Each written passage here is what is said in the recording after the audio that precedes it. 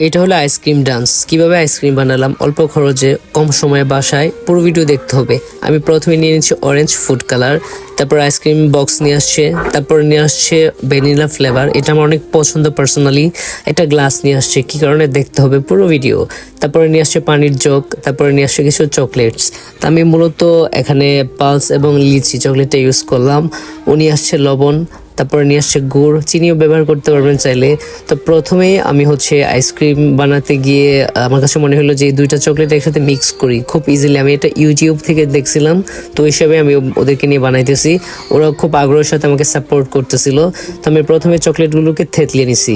আমার পুরো ভিডিওটা দেখতে হলে আপনারা কমেন্ট করতে হবে কোথায় থেকে আমার ভিডিও দেখতেছেন এবং আপনার নানুর বাড়ি কোথায়। যেহেতু ওরা আমার কাজিন, মামাতো বোন, আমার মামাতো ভাই বোন, ফুফাতো খালাতো ভাই বোন অনেকগুলা, বাট ওরা পার্সোনালি আমাকে অনেক বেশি ভালোবাসে। সবাই ভালোবাসে, বাট ওরা একটু বেশি। তো ওরা এই যে আমি যখন এটা থেতলিয়ে নিয়েছিলাম চকলেটটা, ওরা বলতেছে একটু করে এখান থেকে দিতে হবে।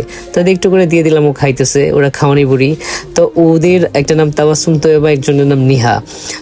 ফুড কালার এবং ফ্লেভার এই দুইটা যে কোনো সুপার শপ থেকে নিয়ে নিতে পারেন, খুব একটা বেশি দাম না। তো আমি দুইটা কালার ইউজ করবো এখানে। তো এর মধ্যে কোশ্চেন করি একটা, আপনারা আমার ভিডিও যারা দেখতেছেন তারা বলবেন যে আপনাদের ছোটবেলায় নানুর বাড়িতে সব থেকে মজার ঘটনা কি। আমার নানুর বাড়িতে একটা মজার ঘটনা বলি। আমার মামাতো ভাই বোন তো অনেকগুলা, তবে আমার মামাতো বোনগুলা ছিল সেম বয়সে আমার, বা আমার সমান সমান। আর মামাতো ভাইগুলা ছিল খুবই ছোট, মানে 2-3 বছরের বয়স তখন। তো আমি একদিন আমার মামিরা আমার মামাতো বোনের ড্রেস পরায় ফেলছিল, তো আমরা সবাই একসাথে খেলতেছিলাম। তো আমার মা আমাকে আর খুঁজে পেতেছিল না, কারণ সবগুলার মেয়ে ড্রেস পরা। তো আমার মা সারা এলাকা আমাকে খুঁজে কান্নাকাটি করে তন্ন তন্ন করে ফেলছে। ফাইনালি গিয়ে দেখে যে ওই ড্রেস পরে ফেলছে আমাকে, তারপরে এমন পিটারেন দিছে, এরপরে থেকে মানে সোজা হয়ে গেছি। তো এখন ওদেরকে নিয়ে আমি পুরো প্রণালীটা শেষ করলাম। এটা দেখতেই পাচ্ছেন ওরা আমাকে কত ভালোবাসে, কত মিশুক দেখেন। আর আমি বাড়িতে গেলে ওদেরকে না দেখলে আমি অনেক মিস করি। তো আমি যেহেতু আইসক্রিমের পুরো প্রণালীটা শেষ করে ফেললাম, ওইটাকে এখন আমাদের একটা প্রক্রিয়া নিয়ে আসতে হবে।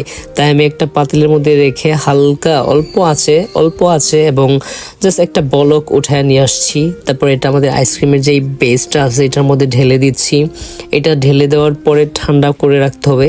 ঠান্ডা হয়ে গেলে তারপর এটা ফ্রিজে রাখতে হবে। আমি যেহেতু আজকে একদিনে সম্ভব না পুরো ভিডিওটা কমপ্লিট করা, তাই আমি পুরোটা আইসক্রিম ঢেলে নিয়ে এখানে ঠান্ডা করে রাখতে দিছি।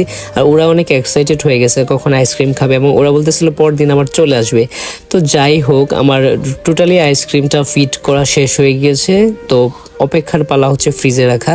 সারা রাত পার হলো, পরদিন শুক্রবার ওরা জুমার নামাজ পড়ার পর দেখি আমাদের বাসায় হাজির, এবং খুব দৌড়াদৌড়ি লাগাই দিয়েছে আইসক্রিম খাওয়ার জন্য, এবং অনেক এক্সাইটেড। ও নিহা অনেক খুশি হয়েছে। তারপর ও জ্যোতির মা তাবাসসুম, ফোকলা দাঁতের হাসি, ও তৈবা, এবং ও হাসিবুল আমার বোনের ছেলে, মানে আমার বাগিনা হয়। ওদের নাচ দেখেন এখন।